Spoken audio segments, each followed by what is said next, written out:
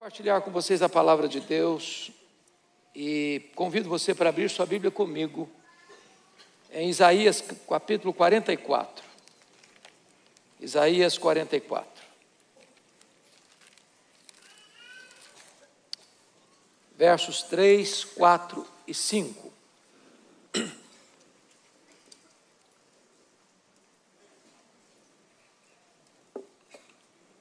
Isaías 44, 3 a 5.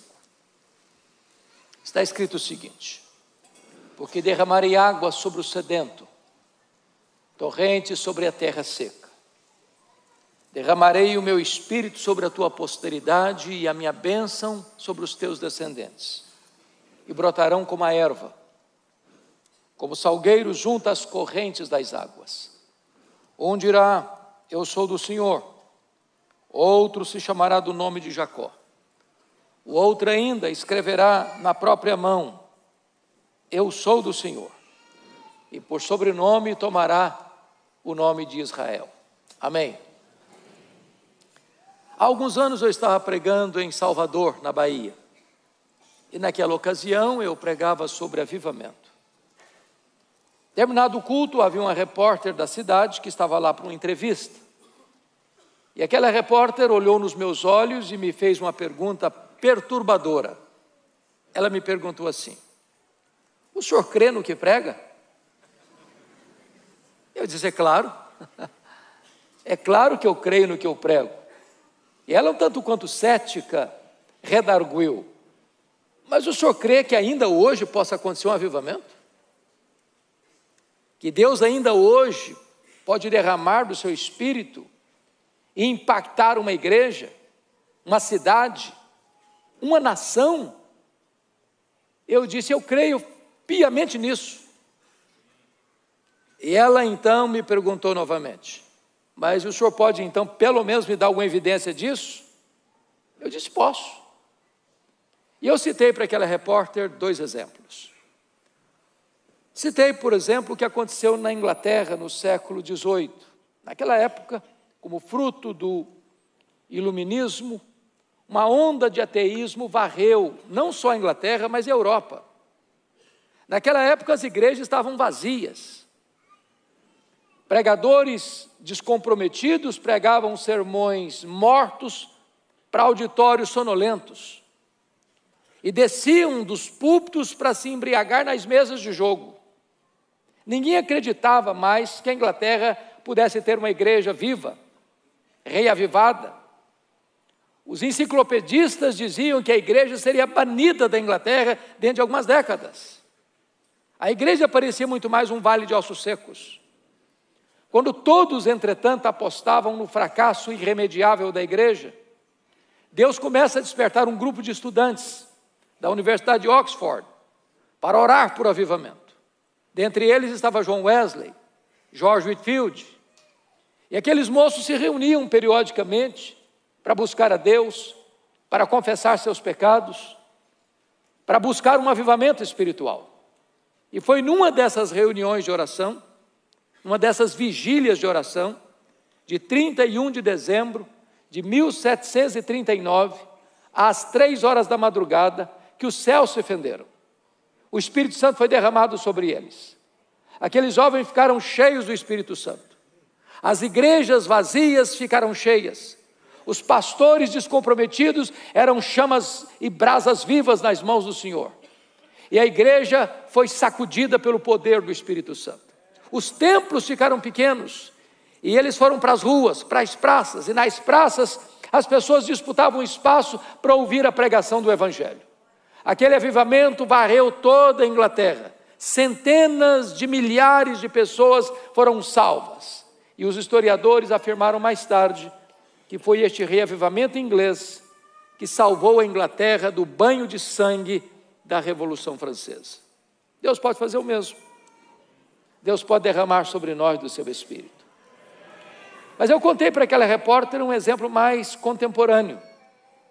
Eu contei para ela o que aconteceu na Romênia. Acho que muitos de vocês acompanharam que a Romênia viveu longos anos sob o poder de um governante carrasco, truculento, cruel, Ceausescu, e a sua mulher. Para vocês terem uma breve ideia do que significa isso, pessoas tinham que enfrentar filas longas para comprar 1 litro de leite. Se alguém reclamasse na fila, podia ser morto pela polícia de Ceausescu. O governo usava adolescentes de famílias para os programas de prostituição aos turistas, sem que os pais pudessem resistir. O que talvez alguns não saibam é que Deus libertou a Romênia em apenas 10 dias. O que alguns talvez não se lembrem é que Deus usou apenas uma igreja de 80 membros para desencadear esse processo. Tudo começou no dia 15 de dezembro de 1989, quando a polícia de Ceausescu cercou a casa do pastor Toderic, na cidade de Timișoara, para expulsá-lo da cidade. Os 80 membros da igreja fizeram um grande cordão de isolamento ao redor da casa do pastor, impedindo que a polícia o expulsasse. A polícia foi buscar reforços. Os crentes da cidade se uniram. Quando chegou a boca da noite, um jovem batista comprou velas e as distribuiu aos crentes que estavam ao redor da casa do pastor. A polícia chegou com armas pesadas, com truculência, e começou a atirar impiedosamente naqueles crentes. Deram um tiro na perna desse moço batista. Correram com ele para o hospital para amputar-lhe a perna, para salvar-lhe a vida. Quando ele estava no seu leito de dor, alguém se aproxima e pergunta assim: você está arrependido, jovem? Ele respondeu: não, eu não estou arrependido. Eu perdi uma perna, mas eu acendi a primeira vela. Naquela mesma noite, uma jovem da Assembleia de Deus saiu gritando a plenos pulmões pelas ruas de Timișoara: Deus existe, Deus existe, Deus existe, liberdade, liberdade, liberdade. Aquele grito encontrou ouvidos em toda a nação. Em 10 dias, exatamente na noite de 25 de dezembro de 1989, havia mais de 100 mil pessoas, sob a liderança dos pastores, na capital da Romênia, gritando a plenos pulmões: Deus existe, Deus existe, Deus existe, liberdade, liberdade, liberdade. Naquela noite, o ditador Carrasco Ceausescu caiu, e a Romênia ficou livre, e o evangelho agora pode prosperar naquela nação. Meus amados irmãos, eu creio firmemente que Deus pode nos visitar com um grande avivamento, impactando igrejas, cidades, a própria nação. O texto que nós acabamos de ler trata exatamente deste assunto. Há 4 verdades aqui que eu quero destacar. Primeiro, o avivamento é uma promessa de Deus. Segundo, o avivamento é uma necessidade da igreja. Terceiro, o avivamento deve ser buscado pela igreja. Quarto, o avivamento traz resultados extraordinários para a igreja. É sobre esses 4 assuntos que eu quero tratar com vocês à luz desta passagem. Vejamos então o primeiro ponto. O avivamento é uma promessa de Deus. Volte os seus olhos, por favor, ao verso 3. Porque derramarei água sobre o sedento, torrente sobre a terra seca, derramarei meu espírito sobre a tua posteridade e a minha bênção sobre os teus descendentes. Esta promessa tem 2 características. Primeiro, é uma promessa segura. Quem está prometendo aí não é um homem, não é uma igreja, não é um concílio eclesiástico, não é uma denominação religiosa. Quem está prometendo é o próprio Deus, o soberano Deus, que fala e cumpre o que diz, que não é homem para mentir. A nossa esperança e expectativa de um avivamento é porque Deus prometeu. E se Deus prometeu, Ele é fiel para cumprir. Esta promessa é segura. Aliás, meus irmãos, nada nem ninguém pode impedir o avanço da igreja de Deus, quando Deus a visita com o derramamento do seu Espírito. O sinédrio judaico tentou fazê-lo, prendendo os apóstolos, ameaçando os apóstolos. Mas quanto mais se perseguia, quanto mais se intimidava, quanto mais se acuava os apóstolos, mais a igreja crescia. Os imperadores romanos tentaram fazê-lo, queimando os crentes, crucificando os crentes, jogando os crentes às feras. Mas quanto mais sangue era derramado, mais a igreja crescia. Ao longo da história, todas as vezes que a igreja foi oprimida, foi perseguida, foi massacrada, mais ela cresceu. 1553, depois da morte precoce de Eduardo VI na Inglaterra, assume o governo da Inglaterra Maria Tudor, chamado de Maria Sanguinária. O que essa mulher fez foi algo crudelíssimo. Ela mandou para a estaca e queimou em praça pública os 3 líderes evangélicos da Inglaterra: Ridley, Latimer, Cranmer. Muitos foram mortos. Outros tiveram que fugir da Inglaterra. E fugiram para onde? Para o continente, onde a reforma protestante já estava estabelecida. Genebra, Holanda, Alemanha. Quis a providência de Deus que Maria Tudor morresse cedo, 5 anos depois, em 1558. Assume o governo da Inglaterra sua irmã, Elizabeth, que governa de 1558 a 1603. E o primeiro decreto de Isabel, ou Elizabeth, foi trazer de volta os foragidos para a Inglaterra. Tendo eles, portanto, contato lá no continente com os preceitos e os princípios da reforma, retornaram à Inglaterra exigindo 4 coisas da igreja. Queremos uma igreja com teologia pura, queremos uma igreja com liturgia pura, queremos uma igreja com governo puro, queremos uma igreja com vida pura, e desencadearam na Inglaterra um dos mais importantes movimentos de reforma e reavivamento da história da igreja, o movimento dos puritanos. Conclusão: quando Maria Tudor pensou que ela estava destruindo a igreja, ela estava promovendo a igreja. Porque a igreja de Deus é indestrutível, a igreja de Deus é imbatível, a igreja de Deus vai avançar. E se Deus visitar a sua igreja com o poder do seu Espírito, numa onda do inferno que possa deter os passos da igreja de Deus, Deus prometeu e Ele é fiel para cumprir. Mas há uma segunda característica desta promessa. Volte os olhos de novo para o verso 3. Porque derramarei água sobre o sedento, torrente sobre a terra seca, derramarei meu Espírito sobre a tua descendência, sobre a minha posteridade, e a minha bênção sobre os teus descendentes. Notem vocês 2 palavras aí: derramarei e torrentes. As 2 palavras apontam coisa grande, abundante, caudalosa, profusa. Em outras palavras, Deus não dá o seu Espírito por medida. Ele tem algo grande para nós, maior do que podemos imaginar ou até mesmo esperar. Irmãos, um dos maiores problemas, penso eu, da nossa vida cristã é limitar a obra de Deus ao nosso conhecimento e à nossa experiência. Achamos que tudo quanto Deus quer e pode fazer é aquilo que conhecemos, é aquilo que já experimentamos. E a Bíblia diz que Deus pode fazer infinitamente mais do que tudo quanto pedimos ou pensamos, conforme o seu poder que opera em nós. Para mim, pastor Paulo, a mais ousada oração que eu encontro na Bíblia é Efésios 3,19. Paulo chega a pedir que você e eu, que a igreja, seja tomada de toda a plenitude de Deus. E o que é isso? Quem é Deus? Quem é Deus?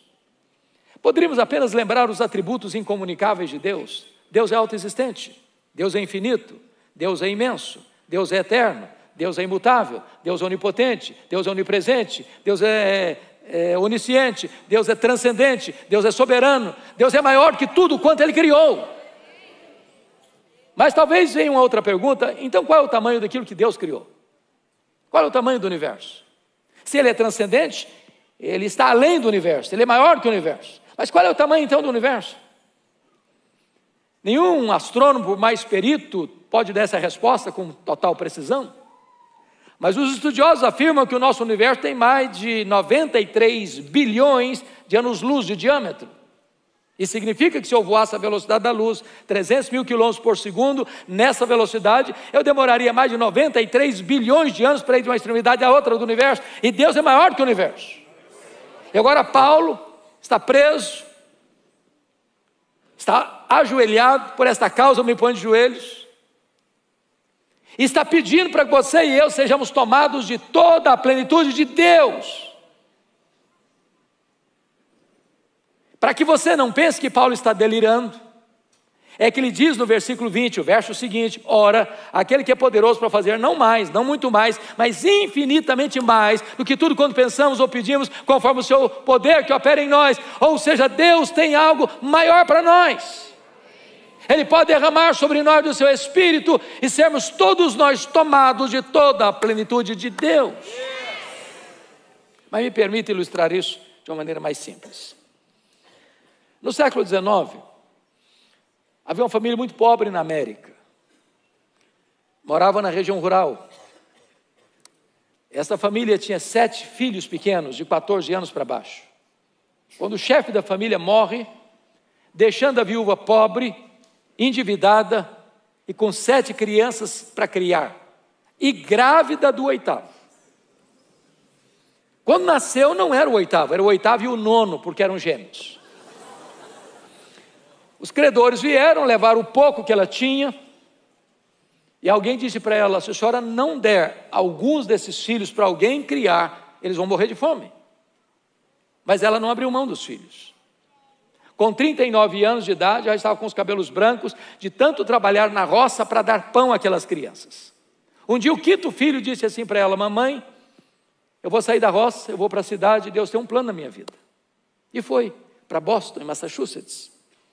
Lá o seu tio conseguiu-lhe um emprego numa sapataria. Um dia, o professor de escola bíblica dominical foi lá na sapataria e falou de Jesus para aquele menino, e ganhou aquele menino para Cristo nos corredores da loja. Um dia esse jovem entra numa igreja e o pregador está dizendo o seguinte: o mundo está para ver o que Deus pode fazer na vida de um homem totalmente entregue nas suas mãos. E ele diz: meu Deus, eu quero ser esse homem.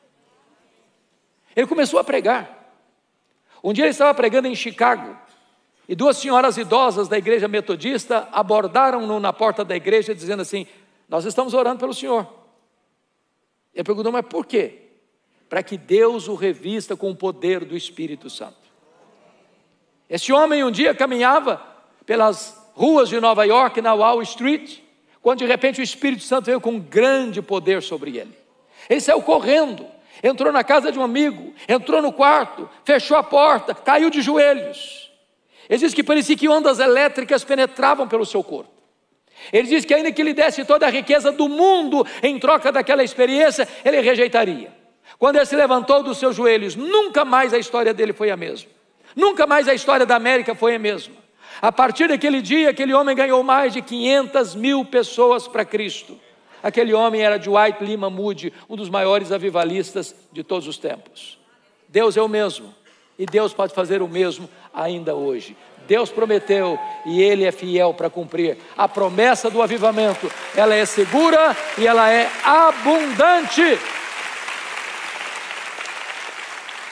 Mas agora vamos olhar a segunda verdade desse texto. O avivamento não é só uma promessa de Deus, é também uma necessidade da igreja. Volte os olhos de novo para o verso 3.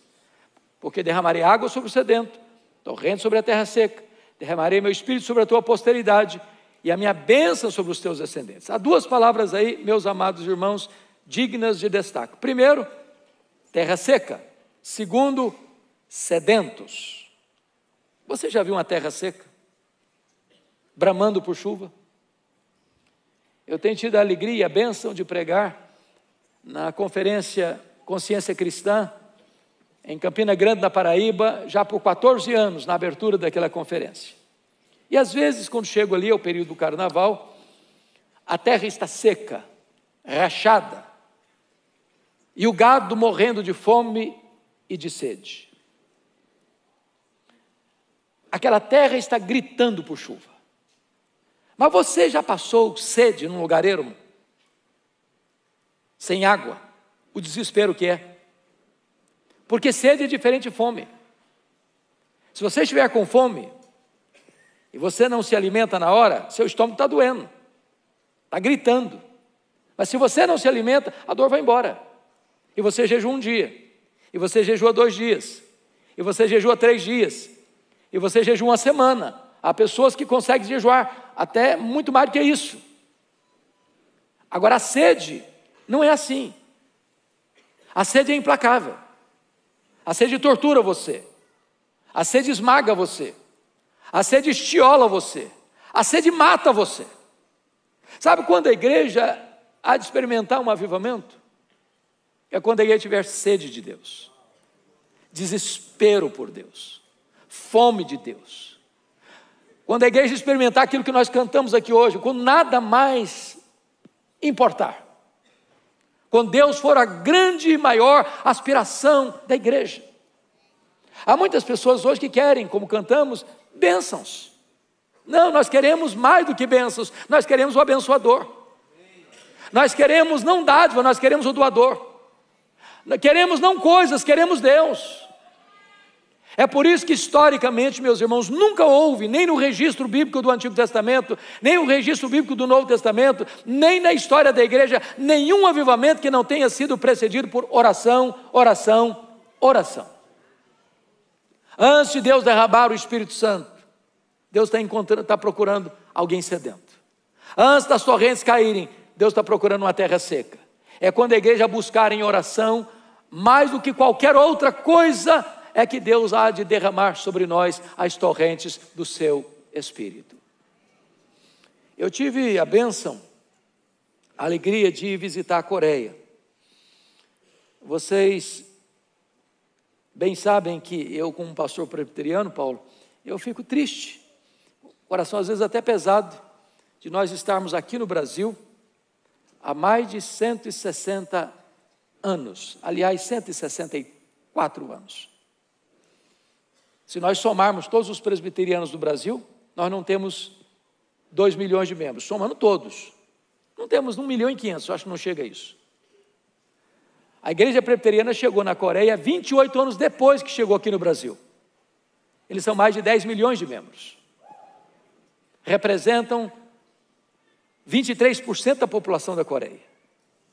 E nós fomos lá visitar algumas igrejas, as maiores igrejas. Igrejas de 5 mil membros, de 12 mil membros, de 18 mil membros, de 30 mil membros, de 55 mil membros, de 82 mil membros. Visitamos a igreja de Seul, a igreja Oído, do Evangelho Pleno, com mais de 700 mil membros. E na medida que nós íamos visitando essas igrejas, fazíamos uma pergunta em todas elas: qual é a causa principal que vocês apontam para o crescimento da igreja? E foi unânime: oração, oração, oração, oração, oração. Dentro da cultura coreana, nenhuma igreja é organizada sem ter uma reunião diária de oração pela madrugada. Então eu abordei um dos pastores, que tinha saído de um seminário para plantar uma igreja, estava com uma igreja de 6 mil membros, e disse assim: olha, vocês oram de madrugada porque é cultura de vocês, é cultura oriental. E ele disse: não, no mundo inteiro as pessoas levantam de madrugada para ganhar dinheiro. Nós levantamos de madrugada para orar, porque Deus é prioridade na nossa vida.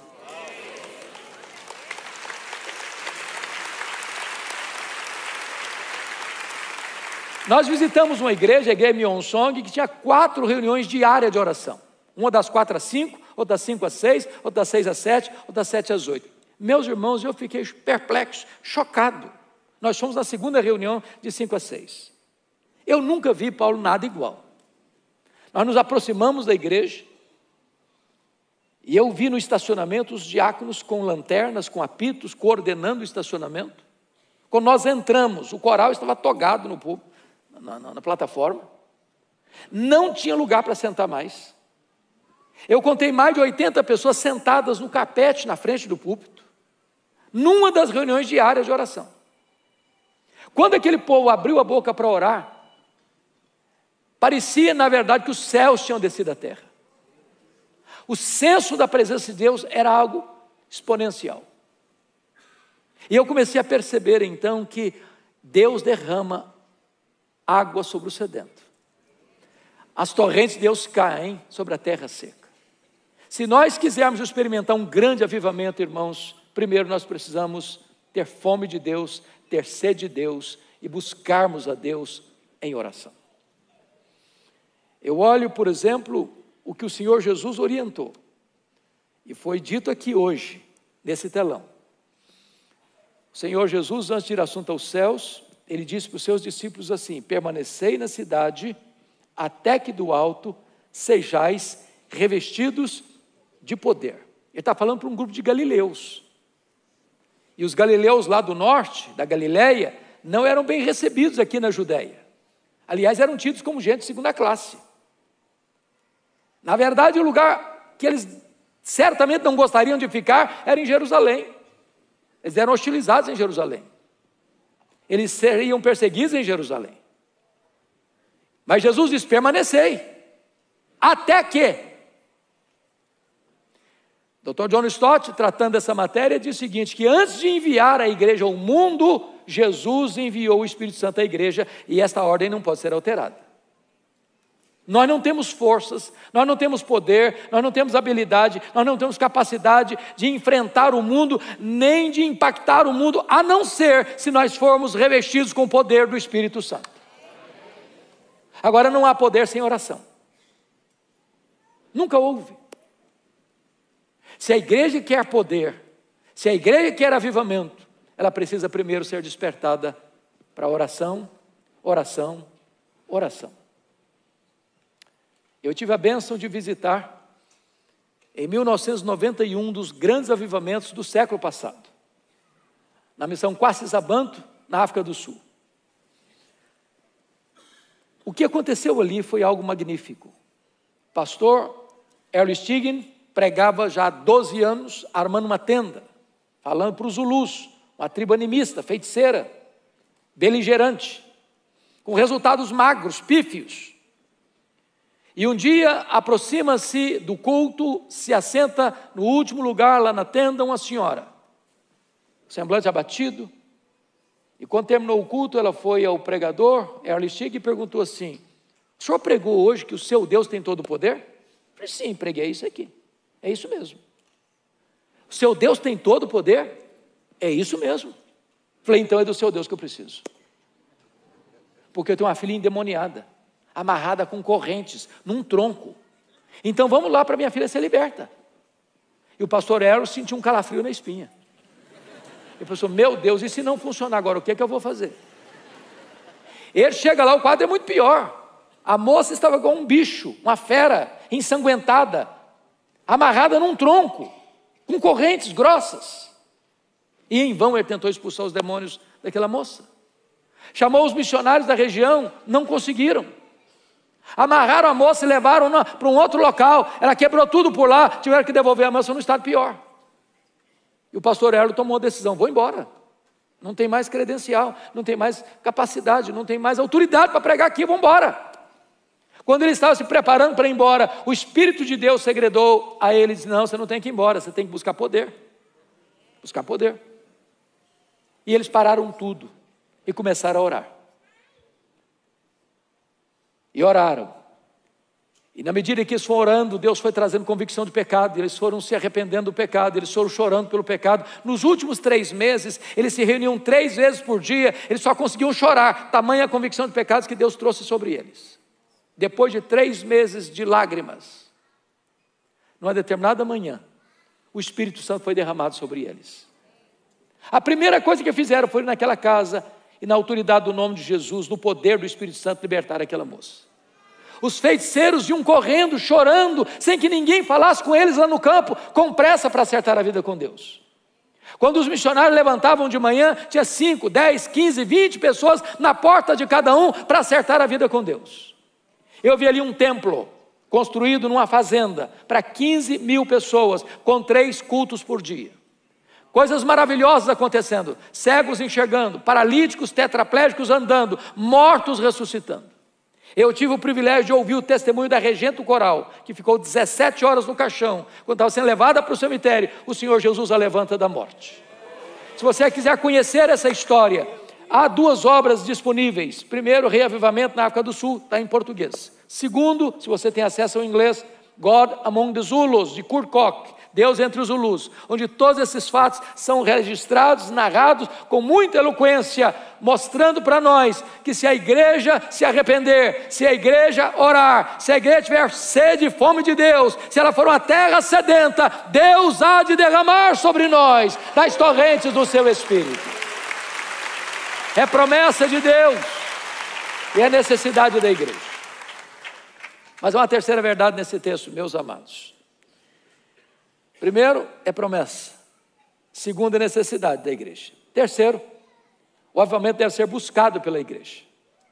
Buscado pela igreja. Vocês vão perceber que a igreja necessita desse avivamento. E aí tem um símbolo que me marca muito, porque há vários símbolos do Espírito Santo na Bíblia. Por exemplo, o hálito, o vento, o fogo, a pomba, o azeite e a água. A grande pergunta aqui é: por que o Espírito Santo está sendo simbolizado aqui pela água? Penso para nos ensinar algumas lições. Primeiro, não tem vida sem água. Você pode ter o melhor terreno, você pode ter os melhores insumos, você pode ter a melhor semente, você pode ter a melhor tecnologia. Se não tiver água, a semente morre mirrada no ventre da terra. O que significa isso? Nós podemos ter templos bonitos, nós podemos ter toda a tecnologia sofisticada, nós podemos ter os músicos mais ilustres, nós podemos ter os pregadores mais cultos e eloquentes. Se não tiver uma obra poderosa do Espírito Santo, não tem vida na igreja.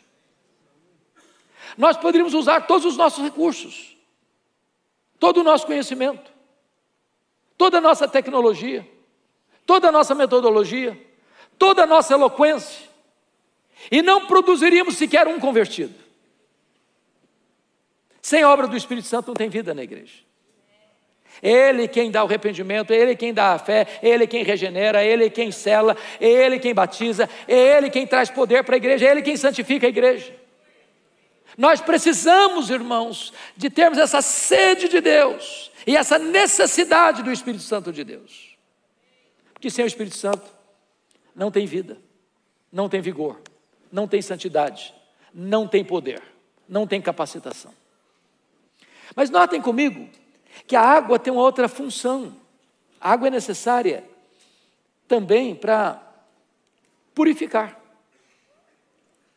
Eu não sei se você já fez essa pergunta, eu já fiz centenas de vezes. Centenas de vezes.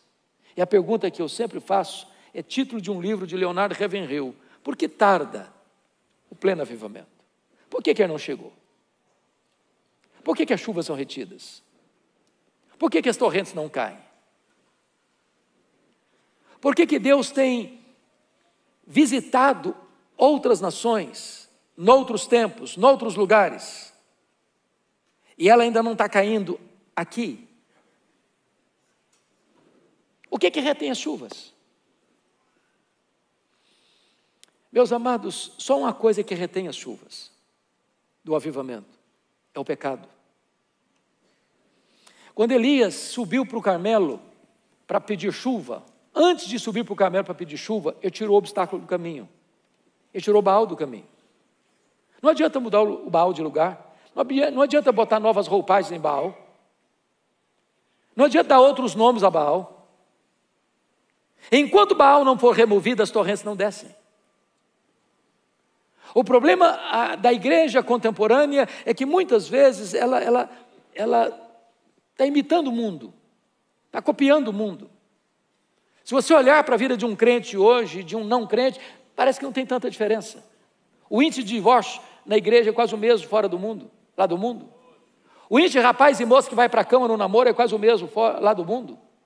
O índice de gente na igreja que mente, que faz negócios errados, que faz falcatruas para ganhar dinheiro, é quase o mesmo lá fora. A igreja precisa se arrepender. É preciso ter choro pelo pecado. A ordem de Deus é: santificai-vos, porque amanhã o Senhor fará maravilhas no meio de vós. Sem santidade, não tem sede de Deus, não tem avivamento. As chuvas são retidas. Nós precisamos desse avivamento. Nós precisamos ter sede de Deus, fome de Deus, para que o Espírito Santo, ao vir, trate conosco, mudando a nossa vida, mudando a nossa história, reverberando isso no casamento, na família, no trabalho, na empresa, nos negócios, na vida financeira, na vida comercial, na vida relacional, na vida familiar, na vida como nação. Mas notem, meus irmãos, a água tem outro propósito. A água, ela é necessária para matar a sede. Você está aqui hoje, você pode ser o empresário mais rico de Belo Horizonte. Você pode morar no apartamento mais luxuoso de Belo Horizonte. Você pode morar na casa mais palaciana de Belo Horizonte.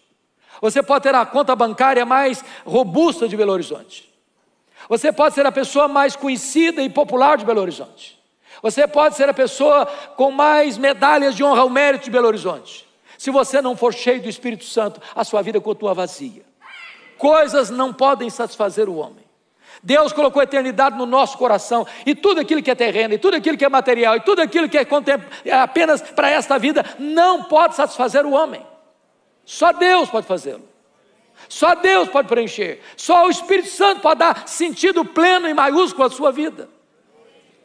Eu acabei agora, Paulo, de publicar o comentário de Eclesiastes, e foi tão compensador para mim estudar Eclesiastes. Um dos livros mais desafiadores da Bíblia. E o que me impressiona é que Salomão foi um homem que viveu tudo de forma maiúscula e superlativa. Foi o mais rico, foi o mais sábio, foi o mais famoso.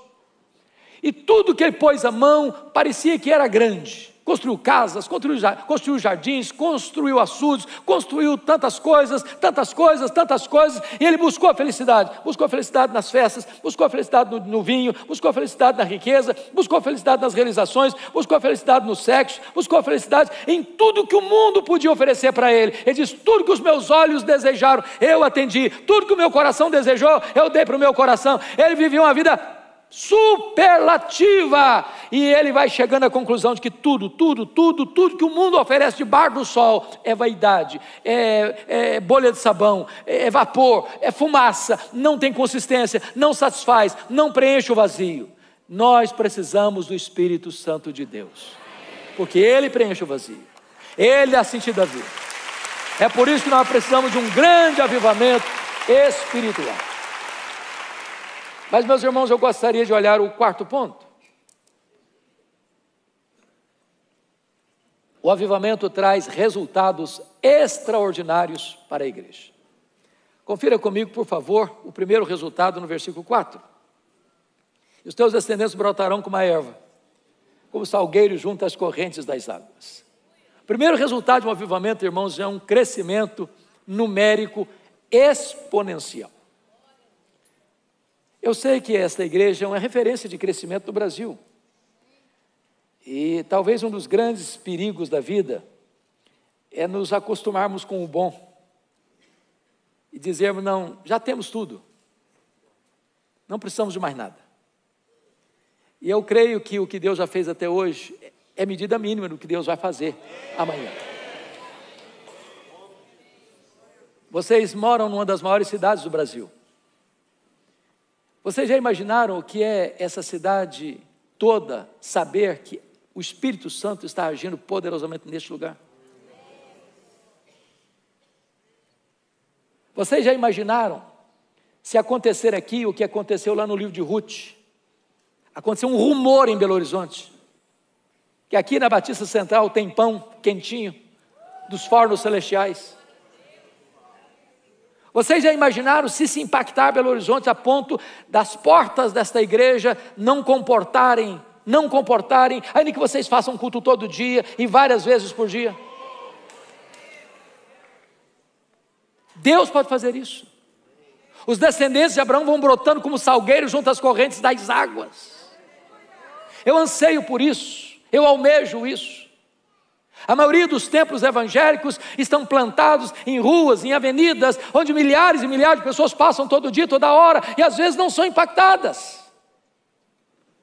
Quando Deus derrama do seu Espírito, irmãos, os descendentes de Abraão vão brotando como salgueiros junto às correntes das águas.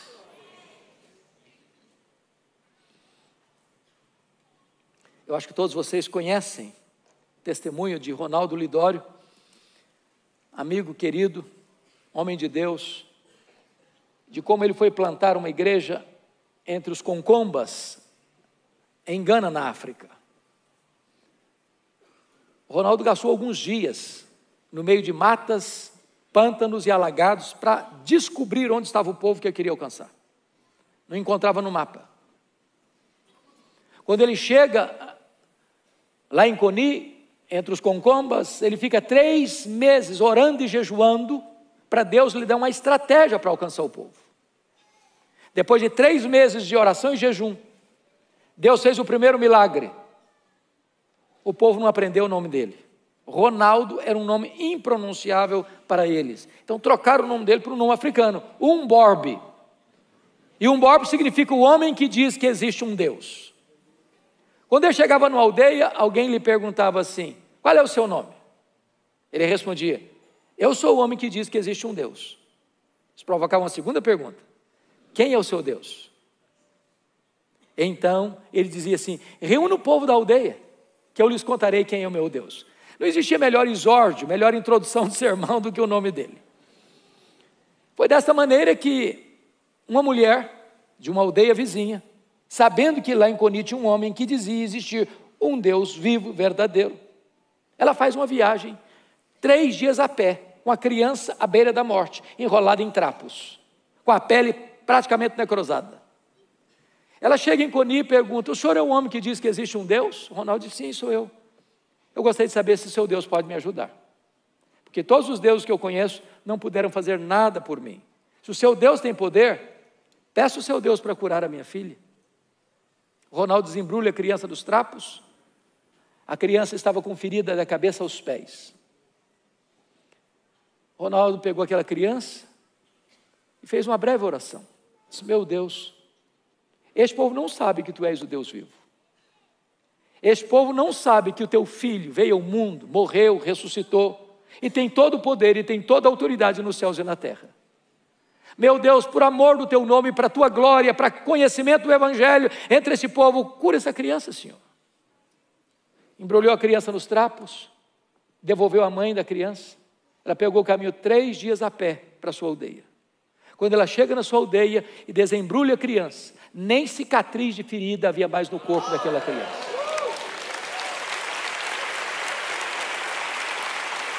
E aquela mãe sai gritando por todas as cabanas da sua aldeia ter encontrado o Deus vivo. E o Ronaldo registra num dos seus livros que a partir daquele dia não ficou um dia sequer sem que pelo menos uma pessoa fosse convertida a Cristo. Os feiticeiros vinham chorando, sem que ninguém fosse falar com eles, para entregar a vida a Cristo. O Ronaldo passou ali pouco mais de 5 anos, plantou 14 igrejas com mais de 4.000 pessoas convertidas. Hoje são dezenas de milhares de pessoas convertidas. Porque quando Deus derrama do seu Espírito, os descendentes de Abraão vão brotando como salgueiros junto às correntes das águas. Nós ansiamos por isso. Nós aguardamos esse dia, em nome de Jesus. Mas há um segundo resultado aqui, confira comigo o versículo 5. Um dirá: eu sou do Senhor. O outro se chamará do nome de Jacó. O outro ainda escreverá na própria mão: eu sou do Senhor, e por sobrenome tomará o nome de Israel. Segundo resultado de um avivamento, irmãos, não é apenas crescimento numérico, mas é testemunho de todos os crentes, onde todos vão se levantar, mas eu sou do Senhor. Imagine você esse exército aqui, com milhares de pessoas, nas ruas, nas praças, nas lojas, nos hospitais, nas universidades, no comércio, na indústria, em todas as frentes dessa cidade, e cada um saindo dizendo com todo o vigor e com toda a força: eu sou do Senhor, eu sou do Senhor, eu sou do Senhor, eu sou do Senhor, eu sou do Senhor, eu sou do Senhor. Essa mensagem sairá na velocidade de rastilho de pólvora e alcançará Belo Horizonte. Meus irmãos queridos, nós precisamos do poder do Espírito Santo para termos ousadia, para termos intrepidez, para termos poder para pregar este nome que é sobre todo nome, o nome de Jesus. Permita-me um exemplo pessoal. Eu cheguei no seminário de Campinas nos idos de 1978. Fui criado na roça, saí da roça com 12 anos numa carroceria de um caminhão, para estudar. Nunca ninguém tinha saído daquele local até então para estudar. Uma professora que me alfabetizou me convidou para ir com ela. E eu nunca tinha dormido uma noite fora de casa. E ela me convidou e disse: se os meus pais deixarem, eu tenho coragem de ir. Meus pais deixaram. E eu fui morar no pior bairro da Grande Vitória, Cubi de Baixo, dentro de um mangue, do lado de um prostíbulo, um barraco de tábuas de 4 cômodos com 10 pessoas. E quando cheguei no seminário, eu era o mais caipira de todos os estudantes. Pensa num cara caipira, era eu. Não tinha dinheiro. Para fazer o lençol da cama, eu tive que ir numa loja, comprar o tecido e minha mãe fazer o lençol, porque não tinha dinheiro para comprar um lençol pronto. Não tinha dinheiro para ir na cidade, ir a pé. Não tinha dinheiro para pagar um ônibus para ir para a cidade. Por providência de Deus, já no primeiro ano, logo no começo, uma missionária americana foi no seminário. Não sei o que ela viu em mim, por misericórdia de Deus, eu falei: eu vou te ajudar. Eu vou te mostrar Campinas. O primeiro lugar que ela me levou foi na Escola de Cadetes de Campinas. Lugar bonito até hoje. Pomposo. E a primeira pessoa que eu vi foi um cadete. Claro, óbvio. E não sei se você sabe, mas via de regra, quando alguém vai para o seminário, o cara mata o coração em chamas e prega até para poste no meio da rua. E eu vi o cadete, com o seu posto de guarda, com a metralhadora na mão, com a sua farda muito bem engomada e com o nome na lapela, João Miguel Corpas. E eu me aproximei de João Miguel Corpas e fui logo perguntando: e aí, João Miguel Corpas, você conhece a Jesus, o Filho do Deus vivo? Ele faltou me bater. Ele era ateu, eu não sabia. Ele blasfemou, me afrontou, me insultou, falou: não me fale dessa bobagem, eu não creio nessa tolice, e não me incomode. Eu perdi o rumo de casa. Fiquei pasmo, calado, gelado na frente dele. Mas o Espírito de Deus é tão bom que me deu um pouco de ousadia. E eu disse: João Miguel Corpas, antes de ir embora, eu preciso lhe dizer 3 coisas. Primeiro, Deus existe, você acreditando nele ou não. Deus não depende de você acreditar nele para ele existir, ele existe assim mesmo. Segundo, esse Deus ama você. E Ele ama tanto você que Ele mandou o seu Filho para morrer no seu lugar, para dar a você a vida eterna. E terceiro, você é um pecador, e se você não se arrepender, você vai para o inferno, e até logo. E saiu o mais rápido que eu podia. O cara estava com a metralhadora na mão. O que eu nunca podia esperar é que no dia seguinte a missionária voltasse ao seminário, e ela voltou. Disse: Hernandes, você precisa ir na minha casa agora. Eu falei: o que foi? O João Miguel Corpas está lá em casa e quer te ver. Eu falei: meu Deus, será que eu fui deselegante? Será que ele está irado comigo, está com raiva de mim? Será que a minha abordagem não foi boa? Fui para lá pensando 1000 coisas.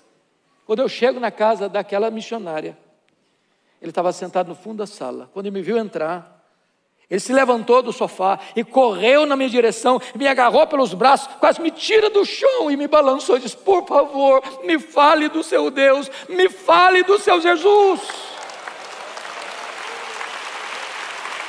E aquele cadete estava aos pés do Salvador, se rendendo a Cristo. Era mês de julho, quase chegando no mês de julho, eu voltei para casa do meu pai de férias. Quando eu voltei das férias, ele me ligou e disse: já levei 3 colegas da escola de cadetes para Jesus. Tornou-se um evangelista. Depois que eu saí do seminário, eu perdi o contato com ele. Estava pregando um congresso da CEPAL, lá em Serra Negra, e alguém se aproxima de mim e pergunta assim: você tem notícia do João Miguel Corpas? Eu falei: não, eu queria muito ter notícia dele. Ele disse: o João Miguel Corpas está concorrendo ao generalato. João Miguel Corpas é pastor evangélico, ele é pastor da Assembleia de Deus. Na semana seguinte, pregando na igreja presbiteriana de Vila Mariana, em São Paulo, lá estava o João Miguel Corpas com a sua esposa para me dar um abraço. No mês seguinte eu fui para Santos jantar com ele. Agora essa semana passada, pregando lá no encontro de pastores, na Bola de Neve de Santos, lá estava o João Miguel Corpas para me dar um abraço. Me disse: Hernandes, Deus tem feito maravilhas na minha vida. Maravilhas na minha vida.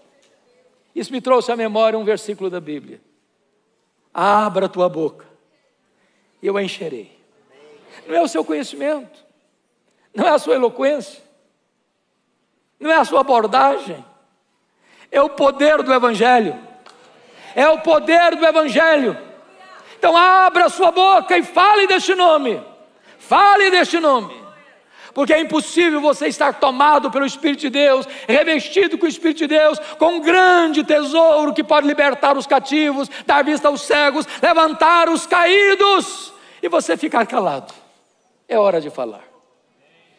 A minha oração, queridos, é que Deus nos visite nesta manhã, que Deus sopre sobre nós o seu sopro, que Deus remova as cinzas, acenda as brasas e acenda um fogo santo no nosso coração, trazendo sobre nós este poderoso derramamento do Espírito Santo. É isso que você quer? É isso que você deseja? Fique em pé, aquele que quer isso verdadeiramente na sua vida. Eu quero orar com você.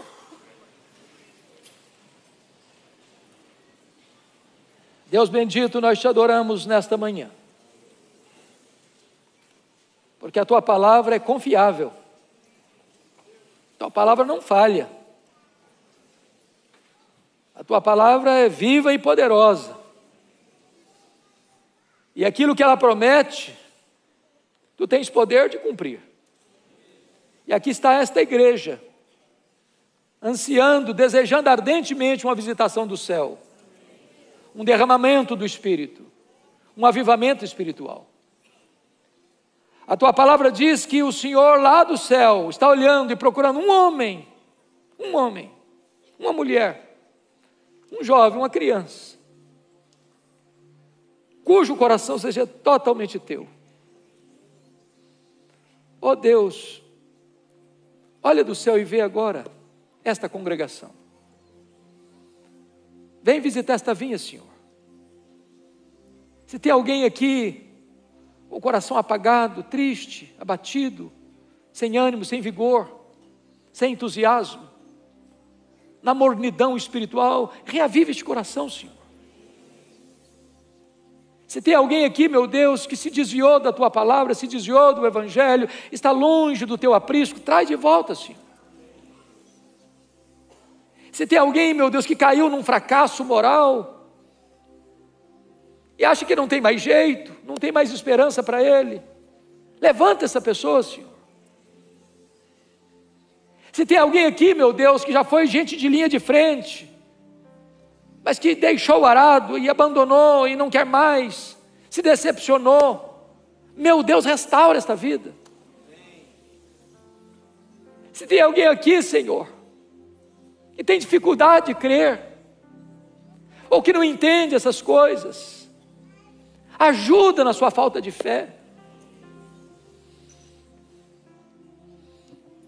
Nós não queremos apenas ouvir falar, nós não queremos ler apenas dos avivamentos da história, nós queremos que tu faças de novo. Faz de novo, Senhor. Faz aqui, Senhor. Volta o teu rosto para nós. Na tua ira, lembra-te da misericórdia e reaviva a tua obra, Senhor. Faz algo novo. Nós não queremos nada que não venha de ti, nada. Mas queremos tudo quanto tens para nós. Não queremos ir um centímetro além da tua palavra, mas não queremos ficar um centímetro aquém da tua palavra. Visita a tua igreja. Restaura a nossa sorte, é a nossa súplica, neste nome, que é sobre todo nome, o nome de Jesus, o nosso Senhor. A Ele tributamos a honra, a glória e o louvor.